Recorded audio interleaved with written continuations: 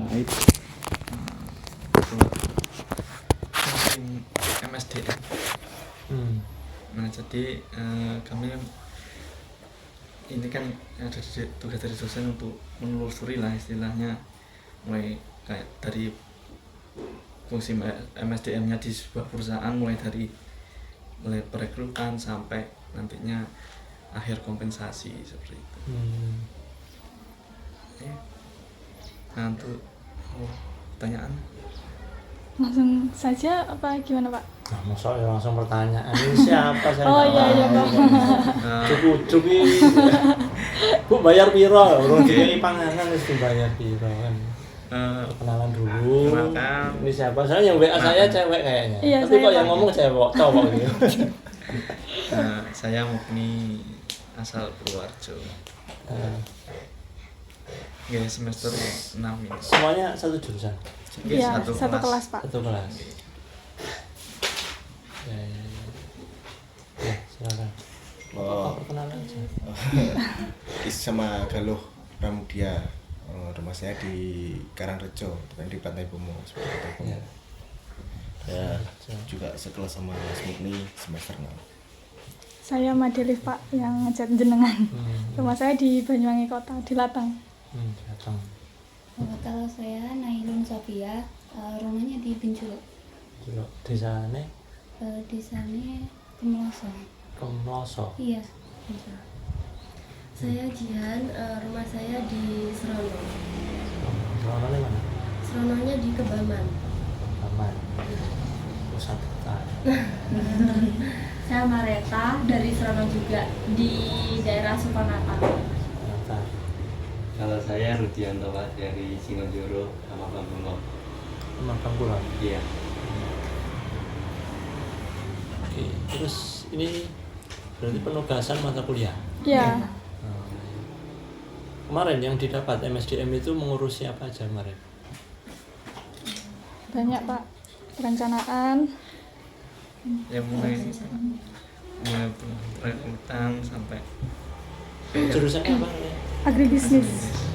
Agribisnis. Kalau di Poliwangi agribisnis sekupnya dari mana sampai mana? Dari hulu sampai hilirnya. Dari halaman. Ya, sampai penjualan, Ya. pemasaran. Berarti ini di bagian manajemennya. Ya. Manajemen. Sudah berapa mata kuliah di bagian manajemen? MSDM ini aja atau sudah ada beberapa? Sudah ada dasarnya sebelumnya, di semester sebelumnya. Dasar-dasar manajemen. Ya. Ya, juga manajemen agribisnis juga ada, manajemen produksi juga udah semester sebelumnya. Semester inilah manajemen sumber daya manusianya. Ini bulan Mei ya, Ya. di tengah semester ya? Baru awal. Mau akhir Pak. Juni ini UAS. Ya, Ini tugas besar Pak. Tugas akhir dari mata kuliah. Iya. Sebelumnya ada yang sudah tahu sini, Sirtanio? Pernah ada yang tahu? semester 2 Iya, kunjungan ke Yang ke provinsi di Pak. Gunung. Oh, waktu itu kunjungan Ya Pak Jawari. dari dosen. Iya, Ya. ya, dosen yang bawa. Oh, apa ini? Satu angkatan loh Pak. Apa yang waktu Pak Jauhari jadi dosen tamu itu? Bukan? Bukan yang Memang di bawah Iya. untuk ya kita yang ke Sirtanio. Pak Jawari cuma yang materinya nyampaikan. Terus yang setelah dari sana yang kalian ketahui Sirtanio seperti apa? Skup bisnisnya atau apa yang dilakukan di Sirtanio itu? Menjual beras organik Pak. Terus Bermitra dengan petani. Lalu Yaitu fokusnya ke organik. Apa? Ya, itu beras organik. Beras organik fokusnya. selain jual beras organik apa lagi? Pupuk ya. Juga. Pupuk organik. Ya. Yang lain nggak nyaut tahu apa bingung? Tahu. Ya, terus ini tugasnya berupa kelompok atau perorangan? Kelompok Pak. Soalnya tugas besar jadi satu. Memang tugasnya langsung wawancara. Ya, nanti datanya kita analisis sendiri. Terus bro dipresentasikan atau jadi laporan? Di laporan. Ya, presentasikan juga. Presentasikan terlebih dahulu. Ya. Ya, silakan. Yang nanya mau gantian atau satu orang atau dia? Ganti-gantian. Sudah nyiapkan pertanyaan? Sudah. Berapa puluh? Enggak sampai Pak. Tanya gitu. Atau nek sing kurang. Untuk yang pertama ini fokusnya ke perencanaan SDM-nya Pak. Bagaimana Sirtanio menentukan kebutuhan tenaga kerja saat musim panen dan musim tanam? Ke petaninya ya berarti ya. Piye ngomongnya ya? Jadi yang membedakan Sirtanio ini kan usaha yang bermitra dengan petani. Petani itu sebagai pelaksana agribisnisnya, agronominya, nanam sampai panen.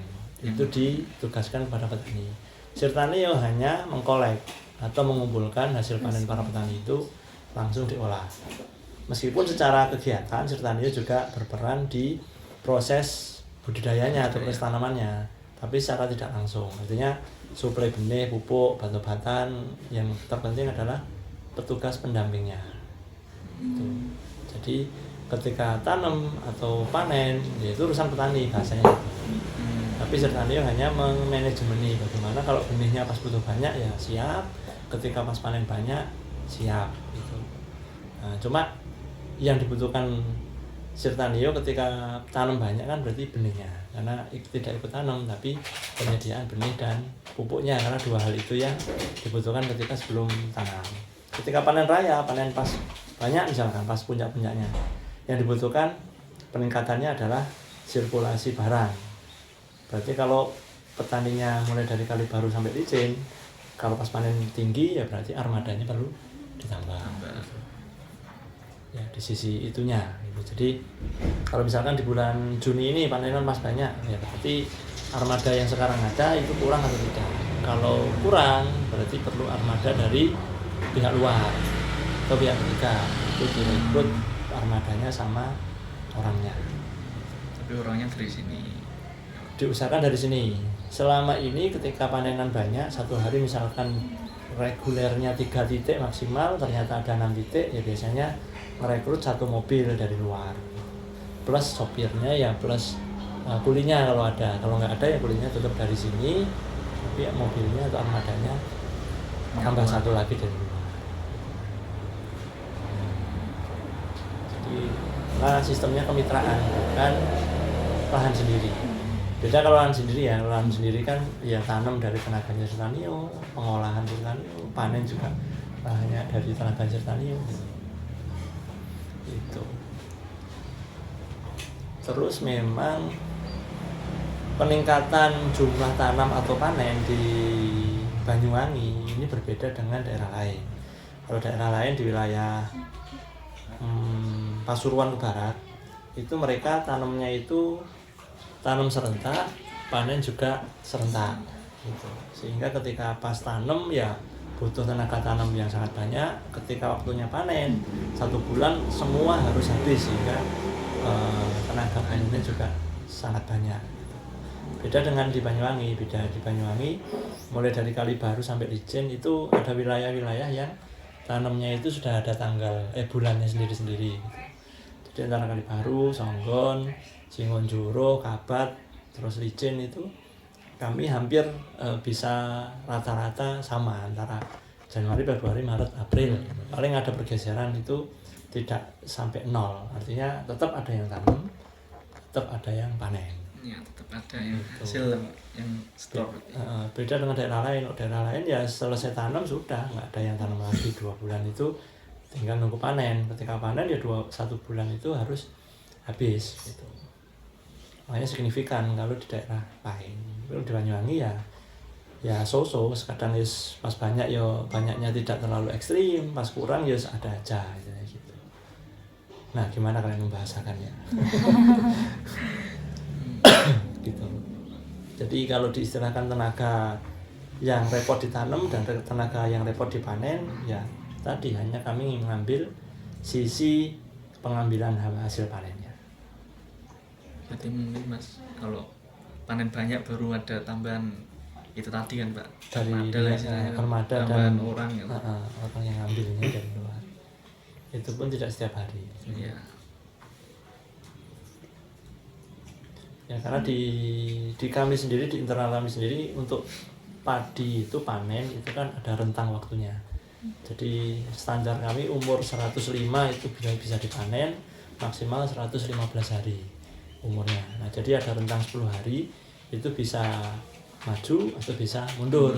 Nah karena ada rentang ini sehingga di manajemen kami menerapkan efisiensi armada.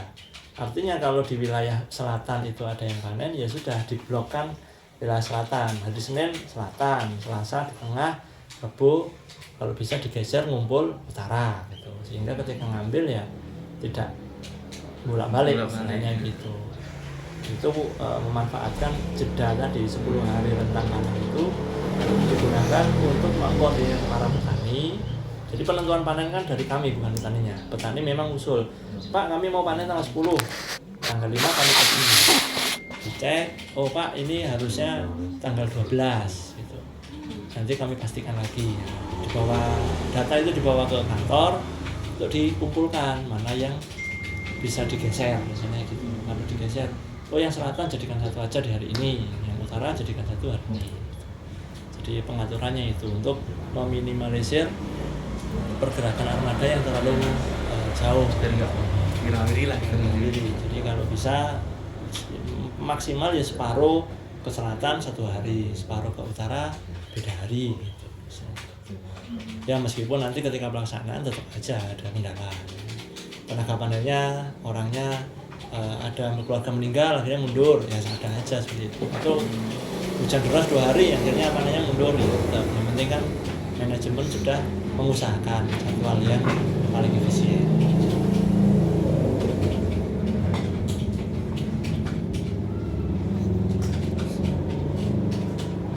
Untuk perekrutannya yang Untuk petaninya itu Iya. kalau mau gabung dengan Sirtani itu kayak gimana? Syarat-syaratnya Ya, gitu Pak. mungkin Syaratnya mau ikut standar pertanian organiknya Sirtanium. Artinya kadang mereka hanya tergiur harga, harganya beras organik mahal kan? Mas mau ikut? Nah, kami sampaikan ya kalau mau harga mahal standarnya harus dilakukan. Gitu. Standarnya ya ada beberapa, nanti mulai dari persiapan lahan sampai panen. Berikutnya persyaratan lahannya itu nggak ada minimal luasan, yang penting petaninya mau, itu kami dampingi. Idealnya lahannya itu adalah lahan punya sendiri. Kalau nyewa minimal paling tidak 3 tahun. Kenapa kok 3 tahun? Karena sebenarnya pertanian organik itu tidak hanya pertanian dikasih organik, tidak. Pertanian organik itu sebenarnya lahan yang selama ini dikelola petani itu sebenarnya sudah rusak. Itu harus disehatkan kembali. Nah, proses menyehatkan ini minimal waktunya itu 2 tahun. 2 tahun itu baru lahannya itu sehat. Kalau lahannya sehat, panennya itu padinya itu banyak, misalnya bernas gitu. Nah kalau selama 2 tahun sewanya sudah habis, si petani ini kan menguntungkan orang lain. Pas 2 tahun lahannya sudah sehat, sewanya kembali kan, karena rugi petani. Sehingga harapan kami minimal 3 tahun, sehingga kalau sudah masuk tahun ketiga si petani ini sudah bisa manen, misalnya manen sehatnya si lahan. Nah kalau daerah yang ikut, misalkan Benculuk mau ikut, nah kami mohon maaf karena belum termasuk wilayah yang masuk area yang kami dampingi. Yang kami dampingi Kalibaru, Lemor, terus Genteng, Tegalsari, Songgon, Singonjuro, Kabat, Sempu, Braga, Licin. Kalau ke sana belum, ke timur belum, apalagi ke selatan. Gitu. Ya, jadi ya itu tadi persyaratannya nggak ribet.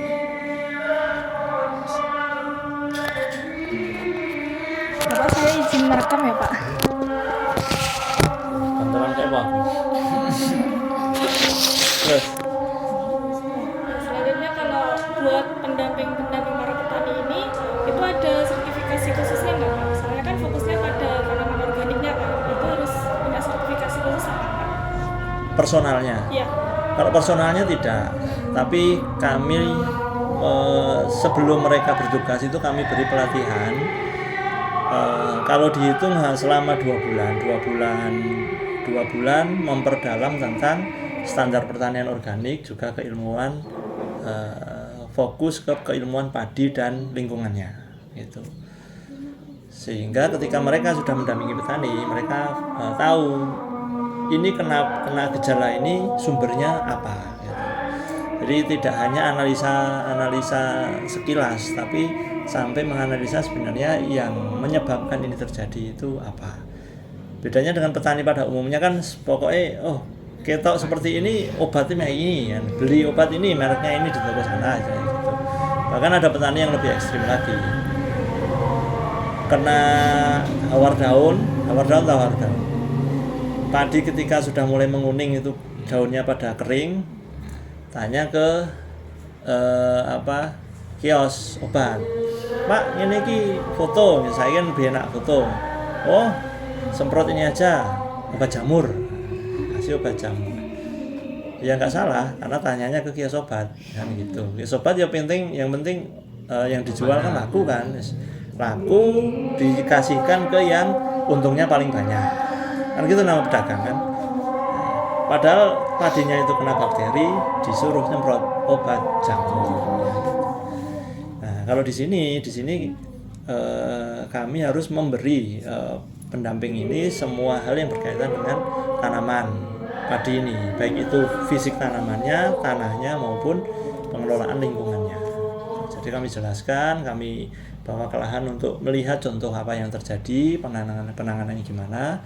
Dan pun kalaupun ada yang belum dipelajari di sini, apa yang ditemukan di lahan itu kami minta untuk foto, video, kalau ada dibawa pulang untuk dianalisa bareng-bareng. Jadi kalau sertifikasi nggak ada, karena sertifikasi itu biasanya kompetensi ke BNSP ya, hal yang tertentu gitu, pendamping organik gitu.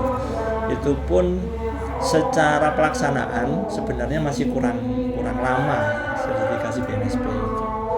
Mungkin Poliwangi ada ya masalahnya. Sertifikasi terakhir itu untuk penyuluhan kompetensi. Iya, kompetensi ya BNSP. Nah, itu. Kan itu sebagian. Kalau yang tim yang kami lakukan kan yang penyuluhan, ya pendampingan, ya analisa, semuanya gitu. Jadi kalau sertifikatnya nggak ada, tapi kemampuannya yang lebih kami berikan agar bisa mendampingi real petani. Berarti sebelumnya pelatihan dulu bagaimana? Ya, pegawai yang baru itu kami latih mulai dari standar SOP yang dari pemerintah, kan tidak detail, standar SOP dari perusahaan, standar pelaksanaannya, terus analisa di lapangannya. Kan terkadang satu masalah ini analisanya tidak hanya satu, tapi melibatkan beberapa kemungkinan. Nah itu kan tidak ada di SOP versinya SNI atau SOP versinya perusahaan, itu nggak ada. Nah itu harus latihannya ya latihan analisa.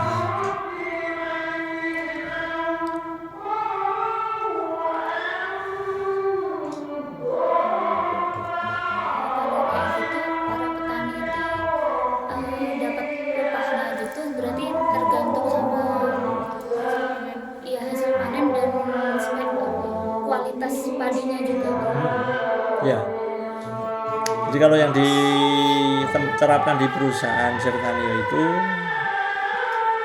kami membuat perjanjian kontrak dengan mitra petani. Kontrak perjanjian itu berisi tentang pertama kontrak harganya, karena yang kami buat untuk menarik minat para petani itu adalah harga yang lebih tinggi dari harga umum. Nah, tapi harga yang ditawarkan ini untuk kualitas yang ditentukan, kan gitu. Karena kualitas beras ini dari tanaman ini kan kualitasnya kan bisa macam-macam ya, kira-kira seperti itu. Sama seperti kalian kalau beli jeruk apa tuh yang kuning-kuning itu kan ya santan itu kan ya warnanya seperti itu semua kan. Beda dengan jeruk kalau ada yang jual dari wilayah selatan, ada yang hijau sekali, ada yang kuning, ada yang kempling, ada yang bulat. Nah, kalau yang diterima di Sertanio itu sudah distandarisasi. Gabah itu harus bersih dari jerami, bersih dari gabah kosong, kira-kira gitu. Kadar airnya standarnya adalah sekian. Kalau lebih dari standar ya harus dikurangi, dipotong lah istilahnya, agar sesuai dengan standarnya. Baru dari standarnya itu kami kalikan dengan harga kontrak tadi itu. Jadi kalau petani mau harga yang bagus, semua hasil panennya itu bagus, sebenarnya mudah sebenarnya. Terapkan semua standar yang sudah diberikan. Kalau mereka menerapkan standar yang sudah diberikan, rata-rata selama ini petani itu hasilnya bagus, bahkan tidak ada potongan. Sebenarnya mudah. Ini di luar ada kejadian luar biasa ya. Pokoknya nggak ada tikus, nggak ada serangan worm yang hebat. Itu petani kami yang selama ini menerapkan SOP sesuai, yaitu panenannya bagus. Banyak yang tidak ada potongan sampah, potongan kadar air. Nah kalau yang hasilnya kayak itu tadi Pak, kayak nggak memenuhi standar itu Pak, itu tadi berarti tetap diolah sendiri. Tetap diolah Cuma disendirikan Pak. Tidak disendirikan sih, tapi sebenarnya itu disebabkan oleh kondisi padi petani yang tidak ideal. Misalkan setelah waktunya sudah mau panen, sawahnya tidak bisa dikeringkan. Akhirnya kadar airnya lebih tinggi dari yang dikeringkan. Terus ketika motong padi, standarnya itu kan jam 7 setelah matahari terik baru dipotong. Agar apa? Agar embunnya tidak tersimpan. Kalau yang motongnya lebih dari jam 7 aman. Biasanya orang-orang itu tukang panennya itu jam 5 sudah mulai motong biar siang selesai. Akhirnya basah. Ketika basah, ketika dirontok, digiling, kipas yang harusnya membuang kotoran-kotoran ini kan nggak bisa karena basah. Akhirnya kotorannya banyak yang ikut. Nah, aslinya ketika datang ya ada kadar air yang lebih tinggi, artinya kan airnya lebih banyak, sampah yang lebih banyak itu diproses di pengeringan itu sebenarnya bisa terbuang semua karena dijemur kan airnya hilang. Di sampah-sampah itu kering, nanti ketika masuk penggilingan di kipas juga sampahnya juga hilang. Tapi hilangnya ini kan jangan sampai terhitung timbangan berupa gabah gitu. Makanya ini dihitung, oh ini nanti tidak menjadi apa-apa, tidak menjadi beras, tapi ini hilang karena air yang lebih banyak itu kan kalau kena pengeringan ya hilang, mengering gitu. Jadi fungsi kadar air 25%, sampahnya itu maksimal 6%. Pemanen sendiri itu pakai manual atau Sebagian sudah pakai mesin kombin itu, tapi yang daerah pegunungan yang masih manual. Bejen, Bagas itu kan wilayahnya miring, itu kan kombin nggak bisa masuk. Tapi kalau Simonjoro, Sentul, Rogo Jambi itu masih bisa. Dari sini atau dari petani? Petani nyari sendiri.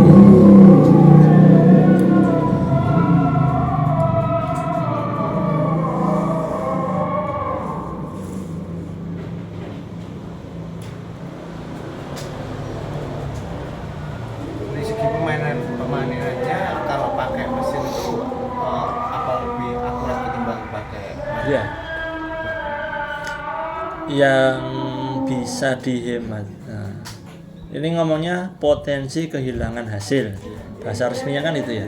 Kalau di mesin itu ya padi berdiri kan langsung dirobohkan masuk langsung ke mesin dan langsung ditarik masuk ke dalam drum perontok, sehingga potensi rontok ke tanah itu sangat kecil. Beda dengan pakai sabit manual. Sabit manual disabit itu tiap orang beda cara, beda hentakan. Semakin hentakannya besar, dia rontok dulu. Terus ketika ngumpul sedikit kan ditaruh dulu. Ada yang rontok di tanah. Terus ketika sudah ngumpul satu jangkepan lah, diangkat lagi, plek, rontok lagi kan. Terus ketika di tumpukan besar itu tapelan dilempar kan. Ya di bawah ada terpal, tapi kan pasti ada yang terlempar. Itu kalau 1 hektar ya, kerasa gitu yang hilang gitu. Makanya yang angon bebek seneng karena banyak yang rontok. Beda dengan mesin. Kalau mesin itu ya didorong langsung dipotong jeraminya, robohnya langsung ke dalam mesin. Dan ini sekarang ngomongkan mesinnya. Mesin kombin itu drum perontoknya itu lebih panjang. Sehingga ketika muter, waktu jerami masuk sampai keluar itu lebih lama diputernya. Sehingga kalau ada benih yang padi yang ada di dalam drum itu kemungkinan tersisanya sedikit. Kalau drum kalau mesin perontoknya orang-orang yang digotong itu kan pendek. Dores itu. Masukinnya banyak, muternya kan cuma sebentar terus keluar lagi. Sehingga yang seneng tukang masak. Ya kan? Semakin banyak yang jujur nih, keluarnya pasti banyak yang ada di malai ya biasa. Makanya kalau mesin kombin itu sisa yang ada di jerami yang kebuang itu sudah nggak ada yang mentas, nggak ada yang bermanis, sehingga kehilangan hasilnya minim.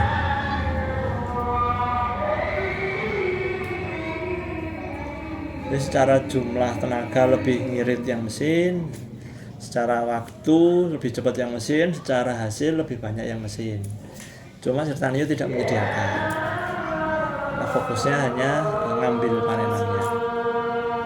Ini tugas petani sampai hasil panen itu ada di lokasi yang bisa diambil kendaraan roda 4.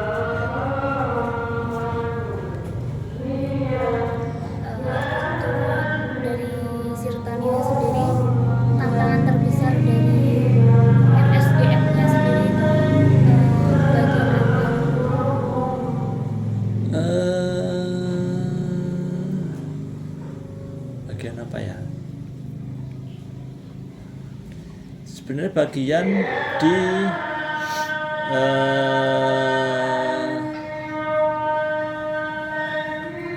kalau fokus ke orangnya sih ya sebenarnya ke petaninya.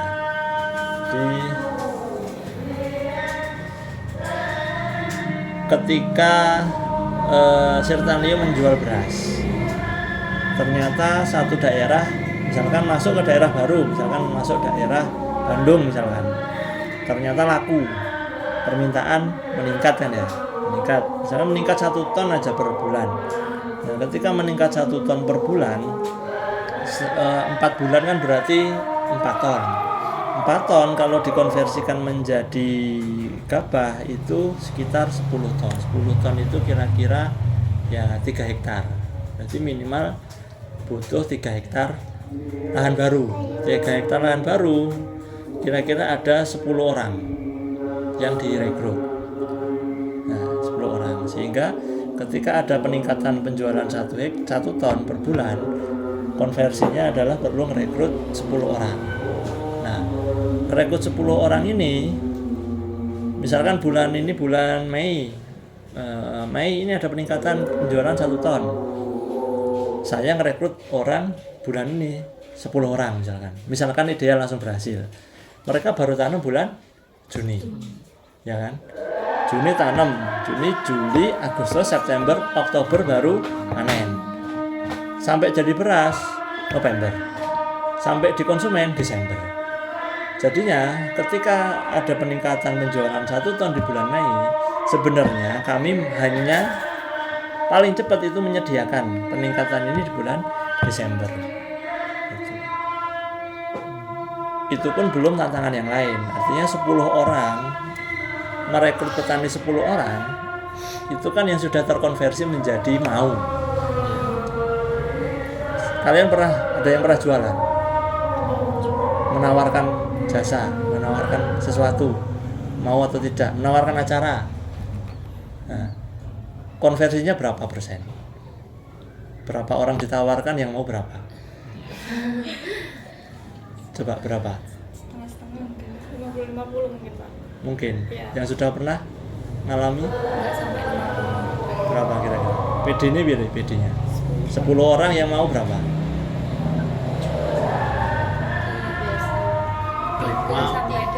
Separuh udah bagus. Iya, 25% lah ya. Berarti kan dari 4 orang yang mau 1. Berarti ngerekrut 10 orang harus menawarkan ke 40 orang, gitu kan? Ya, kira-kira seperti itu. Nah, konversi di padi organik ini lebih kecil lagi. Kenapa? Ya ini bukan jualan.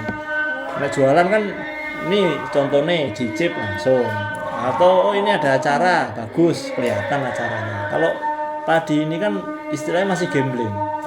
Ada teknologi baru, bermitra dengan cara baru, penyesuaian macam-macam, nunggu nih 4 bulan kan gitu. Nah, sehingga menawarkan 10 orang, mau 1 itu alhamdulillah. Gitu. Sehingga ketika nawarkan 10 orang ya harus banyak prospek petani baru. Nah, itulah yang menjadi tantangan terbesar sebenarnya. Karena setelah menjadi gabah yang dipanen petani, ya sampai menjadi proses penjualan itu polanya tidak banyak ada perubahan. Peningkatan jumlah pun, peningkatan SDM-nya juga nggak banyak. Misalkan tadi bulan yang sepi dengan bulan yang sangat sibuk panennya, kami paling nambah armada 1 dengan orang luar, sopir sama kuli, itu pun tidak setiap hari. Artinya nambahnya nggak banyak. Terus ketika bulan itu pesanan beras banyak, itu pun kami tidak nambah tim.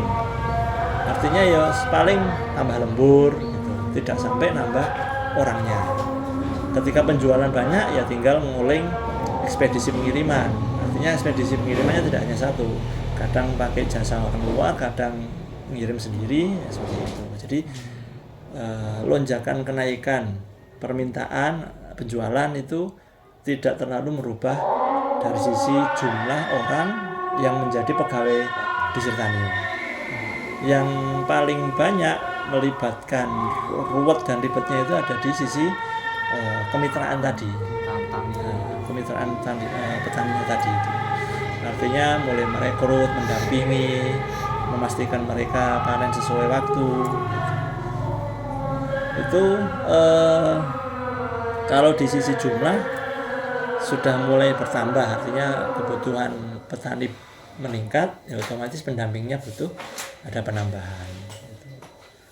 Sehingga penambahannya selama 3 tahun ke belakang ini untuk penambahan pegawai yang ada di sisi produksi dan penjualan itu ya tidak terlalu banyak lah. Ada penambahan di beberapa sisi. Misalkan di penjualan buka area baru, ya kami ada tim yang direkrut di situ untuk mengembangkan wilayah itu. Kalau di produksi pengolahan 3 tahun ini nggak ada. Terus kalau misalnya ada petani yang melanggar SOP gitu Pak, menggunakan pestisida kimia atau pupuk kimia, itu sanksi yang diberikan gimana? Sanksi yang diberikan ya petaninya itu yang pertama tidak dimasukkan lagi ke dalam daftar petani yang udah organik seperti itu. Terus yang kedua,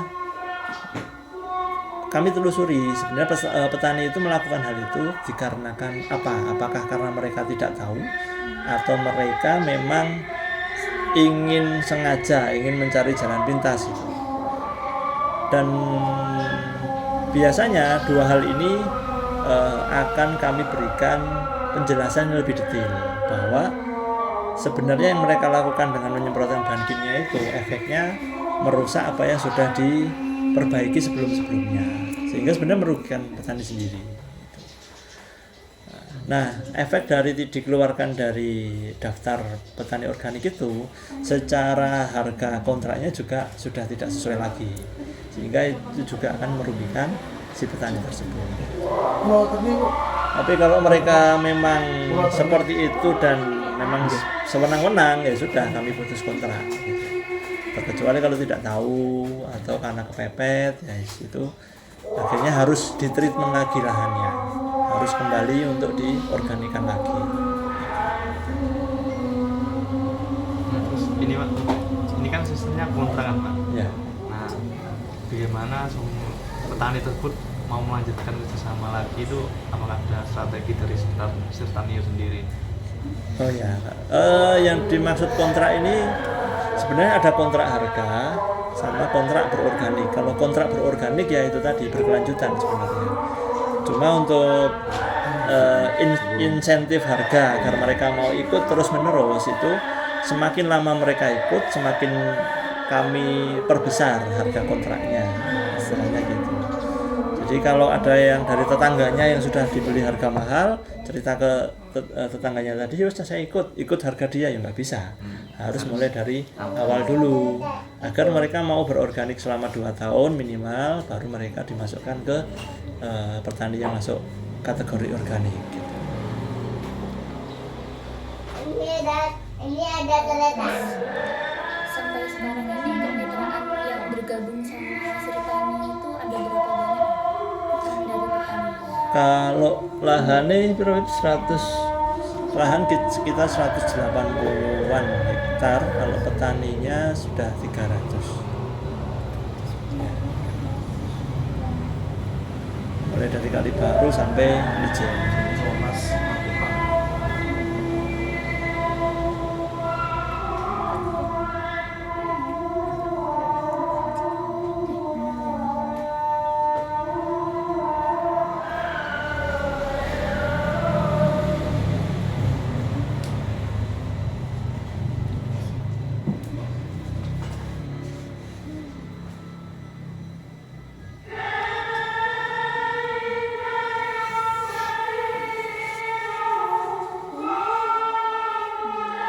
Oh, kalau misal kan udah kontrak gitu ya Pak, petaninya ini kena hama sampai gagal panen itu gimana Pak?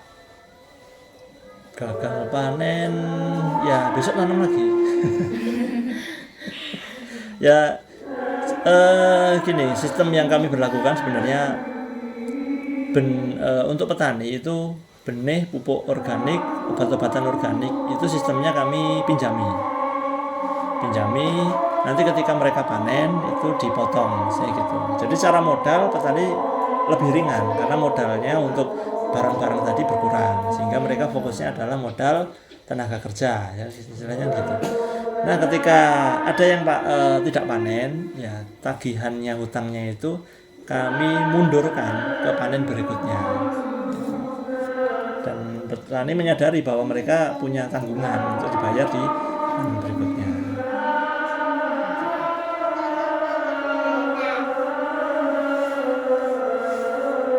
Kalau mengenai upah untuk karyawan ini berdasarkan apa? UMR atau hasil panen atau gimana? Kalau secara umum di Sirtani ini ada dua kepegawaian ya, istilahnya tenaga tetap sama tenaga borongan atau harian. Jadi kalau teman-teman tadi kemarin dilihat di sana ada yang pengemasan, packing, stiker sampai kardus, itu mereka sistemnya borongan berdasarkan jumlah kilo yang mereka hasilkan. Kalau ada yang pembersihan sertasi yang pakai tampah itu, mereka harian, sama tim-tim yang membantu itu juga harian. Artinya kalau mereka kerja ya dibayar, kalau nggak kerja ya tidak dibayar.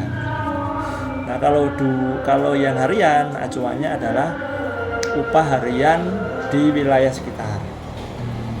Kalau untuk borongan ini acuan akhirnya itu kalau mereka melakukannya dengan kondisi standar ya minimal sama dengan kerja hariannya wilayah sekitar. artinya kalau standar jumlah yang mereka hasilkan sekian, ya mereka sama dengan kerja di harian di luar gitu.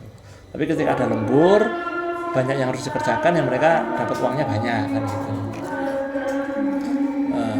Itu yang bagian produksi. Nah kalau bagian yang lain yang setiap hari bekerja, admin yang di lapangan, pendamping, terus yang di penjualan di kantor, itu acuannya adalah UMR. Kalau yang kinerjanya atau tanggung jawabnya lebih besar dari pegawai dengan upah standar UMR, ya mereka ada tambahan gitu, ada tambahan. Kalau di ya kira-kira hampir mayoritas seperti itu.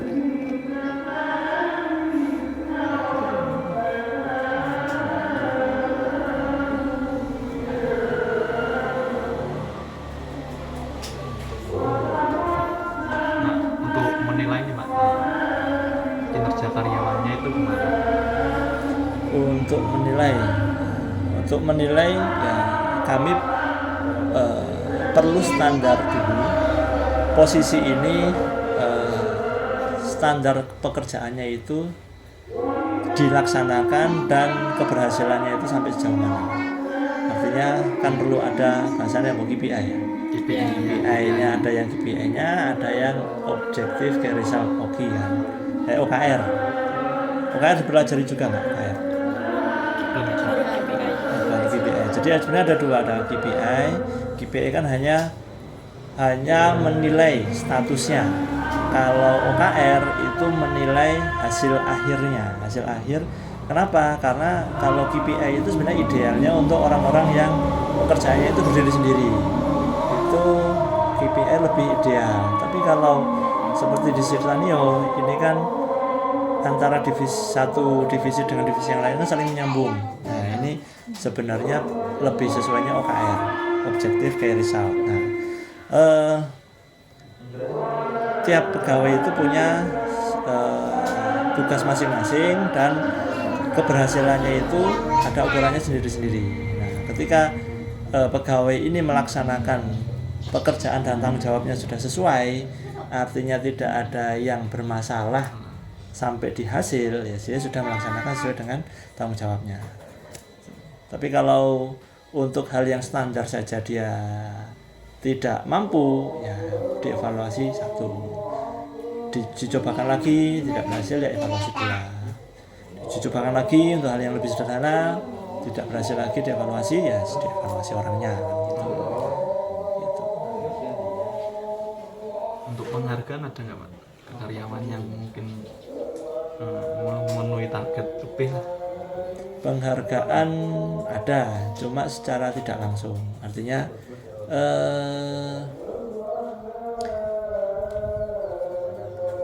bedanya ini dengan industri manufaktur yang lain. Ini kan perubahan standarnya itu lebih kompleks. Artinya kalau kita ngomongkan misalkan pabrik aqua kan yang penting pompanya hidup normal, mesinnya hidup normal, plastik bisa dibeli, ya kan, tutup kap kardus bisa disediakan semua armada, ada yang rusak bisa langsung sewa. Artinya semua lini ini kan ideal, standarnya, ketersediaannya semuanya bisa dipersiapkan lebih awal. Nah, tapi kalau di Sirtanio ini kan kemitraan yang mulai dari petani tadi kita merekrut sampai ke penjualan, jaraknya tadi berapa? 7 bulan ya, Mei sampai Desember kan. Sehingga ketika ada anomali Desember peningkatan langsung itu Mei langsung ada peningkatan pesanan 10 ton. Bisa dibayangkan 1 ton aja per bulan itu nyiapkannya 7 bulan dan naiknya 10 petani yang terekrut ya, apalagi 10 ton. Nah, sehingga ketika mau distandarisasi seperti manufaktur yang ideal itu memang ya banyak plus minusnya.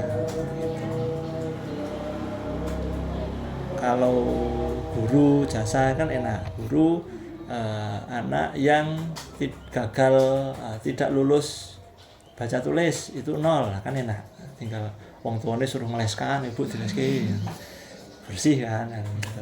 Tapi kalau ini wis pesanannya naik 1 ton, direkrut 10 petani semuanya kena tikus. Nah kan ngukurnya piye? Padahal sudah direkrut, sudah didampingi, sudah dipastikan sampai hari H, tinggal 2 hari lagi mau panen, 10-10-nya kena tikus. Kan kalau diukur dengan jumlah panen, gagalnya karena tikus, disalahannya kok tikus. Padahal proses 3 bulan itu kan lebih penting.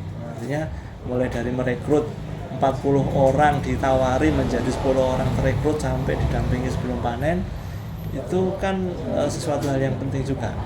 Tapi kalau hanya KPI-nya adalah jumlah panen yang diperoleh dari mitra petani sesuai dengan standar, lah rusaknya mergo tikus H-2 ya agak repotnya di situ. Sebenarnya KPI itu diterapkan, cuma kami tidak terpaku di angka.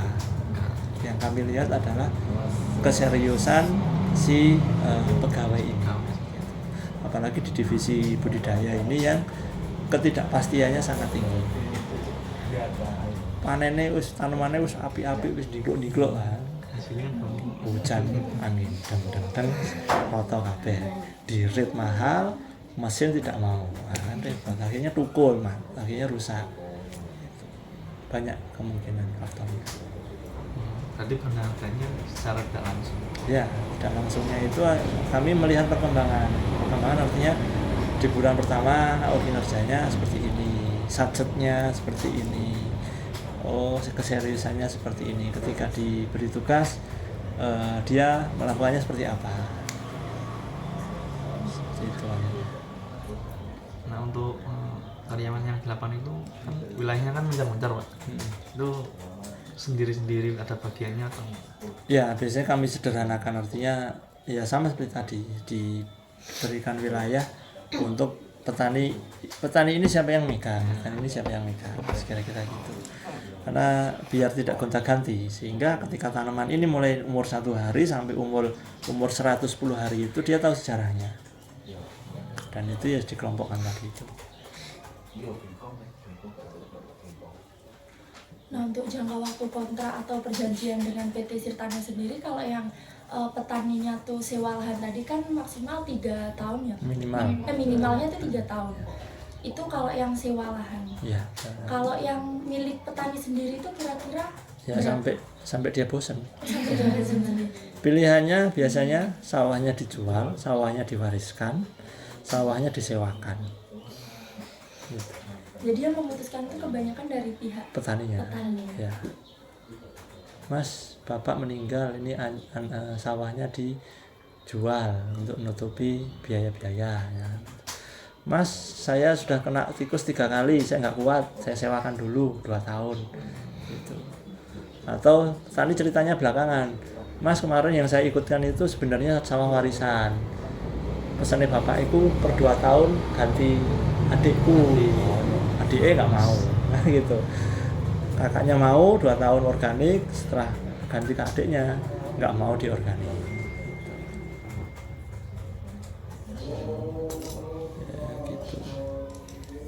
Ya, gitu. Ya, kalau sebagian di sini kemarin kena wereng 1 tahun.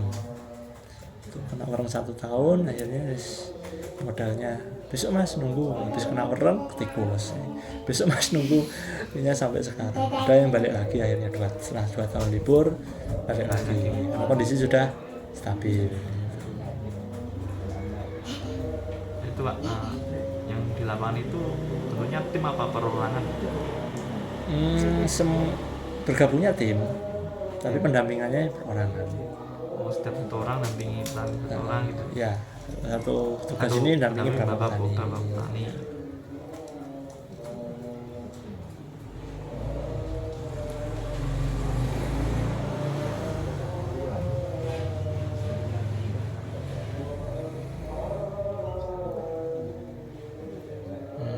Apakah pernah ada konflik Pak kayak antara pekerja yang tetap dengan yang harian gitu?